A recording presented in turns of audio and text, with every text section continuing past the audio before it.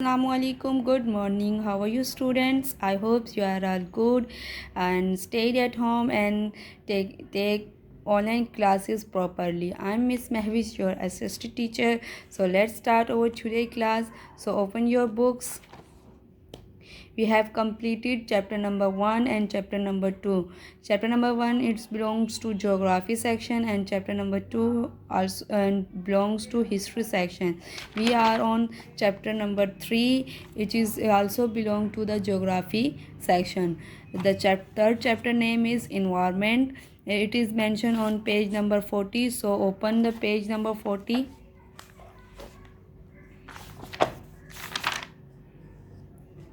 Environment जी हमने इसकी पहले रीडिंग कर चुके हैं। तो हमने पेज नंबर 41 की रीडिंग कर चुके थे और हम पेज नंबर 41 पर थे। पेज नंबर 40 की कर चुके हैं और पेज नंबर 40 पर थे। हमने कल यहाँ तक रीडिंग की थी और मैंने कहा था कि आप सब अपनी रीडिंग ये जो मैंने करवाई है इसको रीडिंग कीजिएगा। होप सो आपने इसको रीड किया हो और प्रॉपर तरीके से तमाम कॉन्सेप्ट्स क्लियर हो गए होंगे। अब हम अपनी रीडिंग फर्दर स्टार्ट करते हैं। So let's start over further reading. We are on from this paragraph. ठीक है। अपनी सारी तवज्जो अपनी सारी कंसंट्रेशन रीडिंग पे रखिए और कुछ भी क्वेश्चन हो या कुछ समझ ना है तो आप पूछ सकते हैं मुझसे कमेंट में। ठीक है। चलिए स्टार्ट करते हैं अपनी रीडिंग आज की। But have we become too complacent and are we destroying our environment? Many people think so. But have we become too complacent, इसका मतलब है क्या हम बहुत ही ज़्यादा कंप्लेसेंट मतलब मुतमईन हो चुके हैं। जो हमने पैराग्राफ ऊपर का पढ़ा है तो आपने देखा होगा कि कुछ चीज़ें ऐसी हैं जो हमें फैसिलिटीज़ प्रोवाइड कर रहे हैं। तो उसमें यही क्या है, क्या हम कुछ ज़्यादा ही खुशहाल, कंप्लेसेंट का मतलब होता है खुशहाल हो जाना या मुतमईन हो जाना, कुछ ज़्यादा ही मुतमईन हो चुके हैं। And are we destroying environment, और हम अपने माहौल को, क्या हमने अपने माहौल को तबाह कर रहे हैं? ऐसा नहीं है, मतलब ये एक क्वेश्चन किया गया है। हम कुछ ज़्यादा ही इतने मुतमईन हो चुके हैं या इतने खुशहाल हो चुके हैं या लग्जरीज़ के आदी हो चुके हैं कि हमें पता ही नहीं चल रहा कि हम अपने इन्वायरमेंट को तबाह कर रहे हैं। मैनी पीपल थिंक सो, बहुत से लोग ये सोचते हैं। अब देखें, every day more huge industrial plants for out immense amount of polluting smoke। हर दिन ह्यूज इंडस्ट्रियल प्लांट्स, जो बड़े इंडस्ट्रियल प्लांट्स होते हैं वो उगलते हैं इमेंस अमाउंट ऑफ, बहुत ही ज़्यादा तादाद में पोल्यूटिंग स्मोक। जैसे आपको इस पिक्चर में नज़र आ रहा होगा कि किस तरीके से फैक्ट्री से धुआं निकल रहा है, जो पॉइजनस होता है इन्वायरमेंट के लिए, जो बहुत ही इन्वायरमेंट को, माहौल को ख़राब कर देता है, आलूदा कर देता है।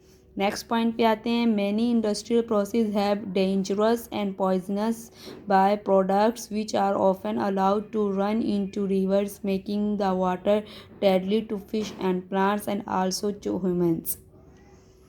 मैनी इंडस्ट्रियल प्रोसेस मतलब बहुत से इंडस्ट्रियल प्रोसेस होते हैं जो कि डेंजरस और पॉइजनस होते हैं। बाय प्रोडक्ट्स मतलब उनके और उसके जो वेस्ट मटेरियल होता है वो दरियाओं में डाल दिया जाता है। जो वेस्ट मटेरियल उसका ऑयल वगैरह ग्रीस निकलता है, उसको क्या किया जाता है, उनको प्लांट्स या उसको रिवर्स या दरियाओं में या क्या नाम है समंदरों में फेंक दिया जाता है। जिससे क्या होते हैं, बहुत सी फ़िश क्या जो आबी हयात होती हैं वो इससे इम्पेक्ट होती हैं और वो मर जाते हैं और इस पे इंसानों पर भी असर पड़ता है। बिलियंस, नेक्स्ट पॉइंट पे आते हैं। Billions of motor vehicles emit toxic gases into the air, especially in towns and cities। Billions of motor vehicles जो ट्रांसपोर्ट वगैरह होते हैं, गाड़ियाँ जितनी भी किस्म की ट्रांसपोर्ट है वो व्हीकल्स में आ जाते हैं। वो भी इमिट करते हैं toxic gases into the air में जो टॉक्सिक मतलब जहरीली गैसें निकालते हैं जो कि एयर में शामिल हो जाती हैं। Specially in towns and cities, specially ख़ास तौर पे टाउन्स और सिटीज़ में, क्योंकि सिटीज़ और टाउन्स में ज़्यादा आबादी होती है और वहाँ पे व्हीकल्स ज़्यादा तादाद में इस्तेमाल हो जाते हैं। तो वो सिटी साइड जो एयर होती है सिटी की वो ज़्यादा पॉल्यूटेड होती है। The gases from factories and motor vehicles accumulate high up in the atmosphere forming a blanket which is causing global warming and serious climate changes. जो गैसेस होती है फैक्ट्री से निकलती हैं, व्हीकल से निकलती हैं, वो हमारे एटमॉस्फेयर में क्या हो जाती है, शामिल हो जाती है और एक ब्लैंकेट, एक चादर की फॉर्म में आ जाती है और वो causing global warming and way serious climate changes, और बहुत ही ग्लोबल वार्मिंग का सबब बनती है और हमारे क्लाइमेट को बुरे तरीके से चेंज करती हैं। कुछ पिक्चर्स नज़र आ रही होंगी आपको जो कि पोल्यूशन का बायस बन रहे हैं, किस तरीके से वेस्ट मटेरियल दरियाओं में फेंका जाता है और जो कि आबी हयात के मरने का सबब बनते हैं। ठीक है, अब हम अपने नेक्स्ट पेज की तरफ मूव करते हैं। Almost everything we buy comes wrapped in paper or plastic or in tins. Where there is no disposable system, this waste material often accumulates in huge stinking heaps, breeding rats and disease. Society encourages us to keep buying new equipment for our homes. The older items are discarded and left on huge garbage dumps, as well as the things which are dangerous. Our environment creates things which are unpleasant for many people.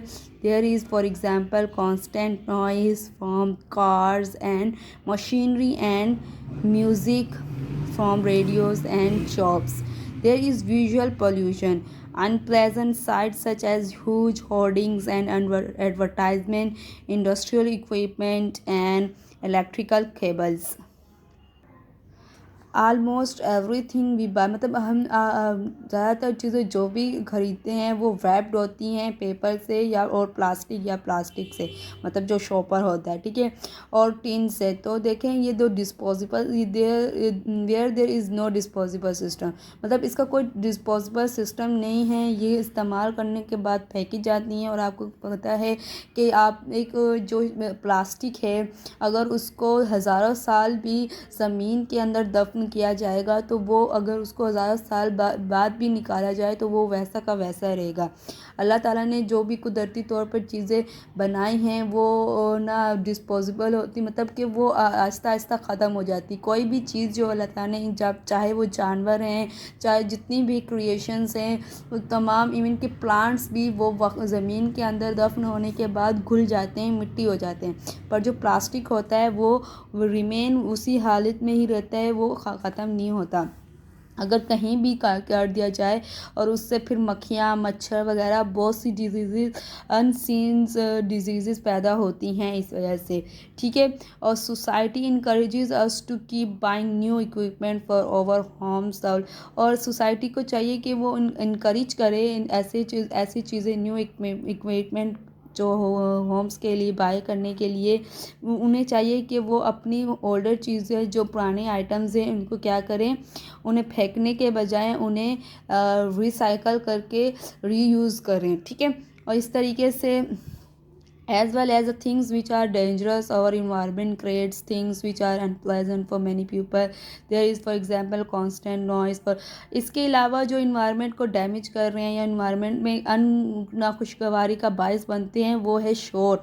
एक देखें pollution की जो pollution की types में noise pollution भी आता है। जो नॉइस शोर निकलता है वो कानों में, मतलब कानों के लिए नुकसानदेह होता है और वो सर का दर्द बनती है, कानों में नुकसान पहुंचाती है। तो नॉइस पोल्यूशन भी पोल्यूशन में शामिल होता है। तो लोगों को चाहिए कि वो अपनी शॉप्स में रेडियोज़, म्यूज़िक जो लाउडली चलाए होते हैं वो चाहिए कि वो उसे स्टॉप करे, उसे हल्का करे, और जो हॉर्न्स वगैरह बेवजह बजाए जा रहे होते हैं उनका भी यूज़ एज़ पॉसिबल उसका कम करें, ठीक है। देयर इज़ विजुअल पोल्यूशन, एक और है विजुअल पोल्यूशन, भी एक टाइप है। इसमें क्या होता है कि आज के दौर में ये पोल्यूशन की बहुत बड़ी वजह बनती जा रही है। होर्डिंग्स एंड एडवर्टाइजमेंट के लिए बड़े बड़े बोर्ड लगाए जाते हैं जो आपको अक्सर रोड पे नज़र आया होगा। तो वो भी क्या है, वो विजुअल पोल्यूशन में आता है, ठीक है। इनको फिर उनके जो रैपर्स वगैरह यूज़ करने के बाद उनको फेंक दिया जाता है और फिर वो भी पोल्यूशन का बायस बनते हैं।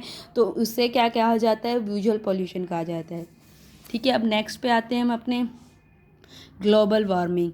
As we said above, the vast amount of man-made gases are building up a layer like a blanket high above the earth. This is preventing the heat from escaping into space, as that the temperature of the world is rising steadily. This is very serious indeed, because it will probably alter the whole of our weather patterns. Scientists think the earth will become much warmer and drier, which for Pakistan.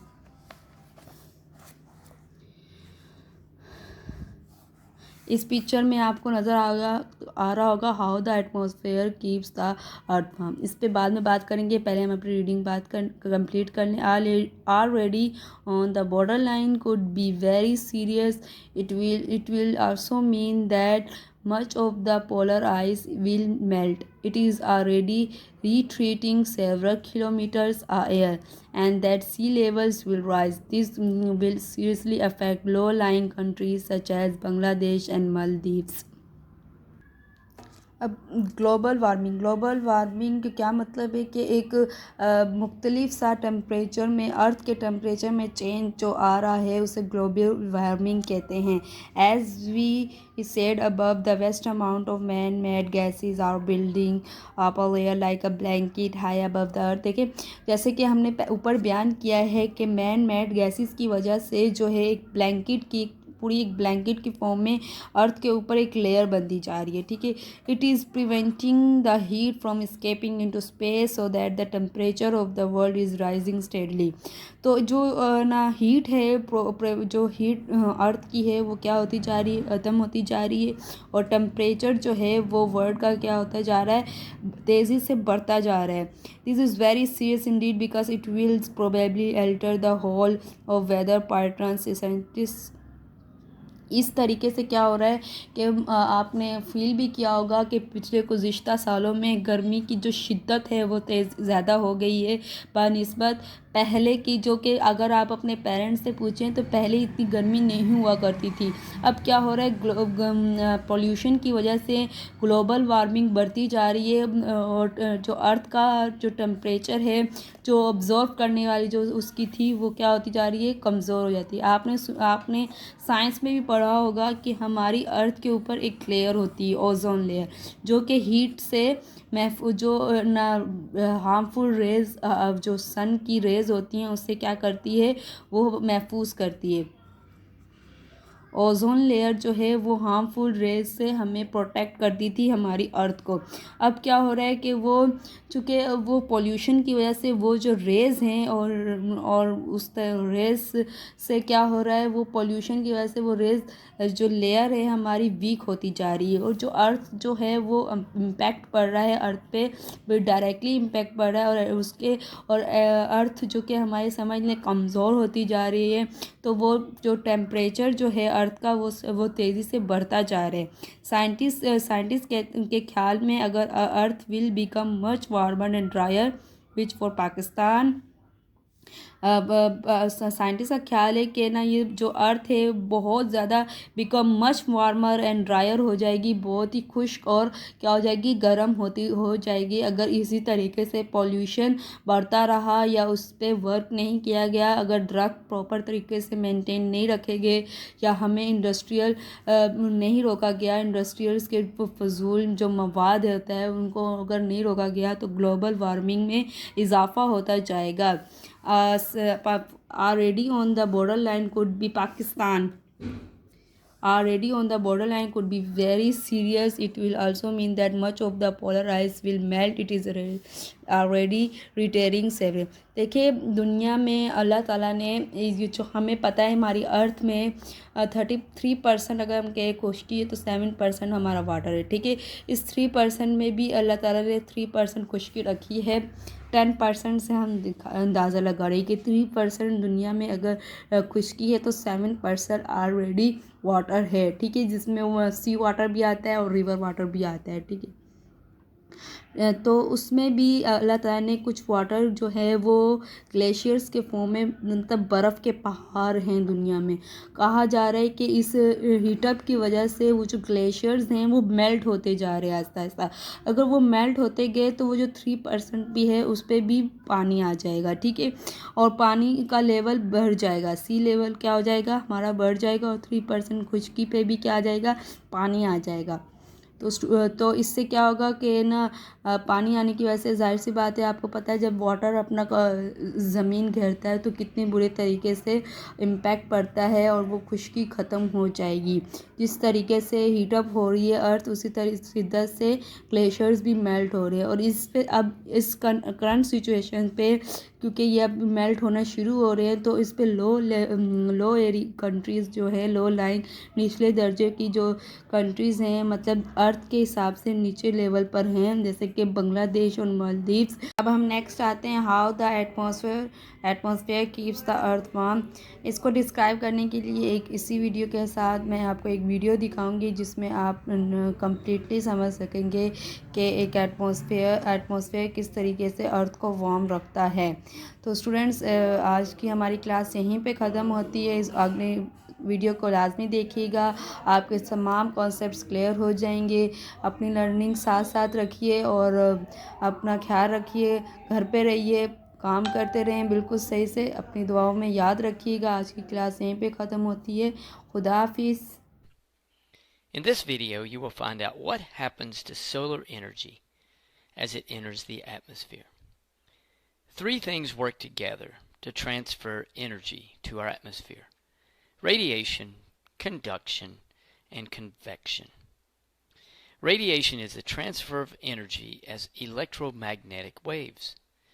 Although the sun radiates a huge amount of energy, the earth only receives a tiny fraction of this energy.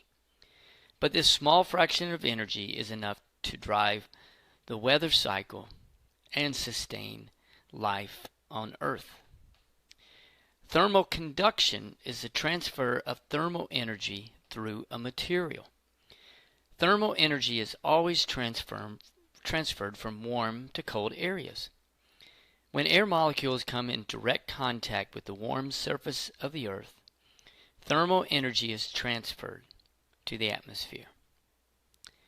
And convection is the transfer of thermal energy by circulation or movement of a liquid or gas. Most thermal energy in the atmosphere is transferred by convection. For example, as air is heated, it becomes less dense and rises. Cool air is denser, so it sinks. As this cool air sinks, it pushes the warm air up. The cool air is eventually heated by the Earth's surface and begins to rise again. And this cycle of warm air rising and cooling causes a circular movement of air called a convection current. Now, as this energy from the sun enters the atmosphere, several things happen. First, about 25% is scattered and reflected by the clouds and air. 20% is absorbed by the ozone clouds and atmospheric gases. About 50% is absorbed by the Earth's surface, and 5% is reflected by the Earth's surface. So all of this working together, the radiation, the conduction, the convection, and then the sun being either reflected, scattered, or absorbed, causes atmospheric heating. Thanks for watching, and Moo Math uploads a new math and science video every day. Please subscribe and share.